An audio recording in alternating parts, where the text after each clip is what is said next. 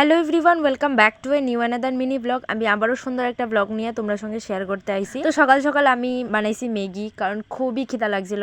তারপরে ম্যাগি আর খাতা লইয়া বইছি, নোট করতে লাগবো। তো একদিকে ম্যাগি খাই, আরেকদিকে নোট করি। তো আমার একটা বোন খুব সুন্দর একটা বুকে বানাইছে, আমার কাছে তো দারুণ লাগছে। তোমার কাছে কেমন লাগছে অবশ্যই কমেন্টে জানাইবা। দেখো ফুলগুলি কত সুন্দর লাগতেছে, রেড রোজ। তো আমি স্নান টান সাইরা বাইরে গেছিলাম আমার টিউশনে, মানে আমার স্যারের বাড়িতে। তারপরে সন্ধ্যাবেলা দোকানে গেছি, দোকান থেকে আনছি চকো। এই দিয়ে আমার খুবই ভালো লাগে খাইতে, দুধ দিয়ে খাইতে আরো ভালো লাগে, খালি খালি খাইতে ভালো লাগে। তারপর আমি বইছি রান্না, এটার মধ্যে ডাল সিদ্ধ করে তারপর সোমবার দিব। তো ওইদিকে রান্না টান্না সাইরা আমি গেছিলাম একটু মন্দিরে, কারণ মন্দিরে তোমরা কইছি ওই নন্দোৎসব আরম্ভ হইছে, তো সেটাই দেখতে গেছিলাম।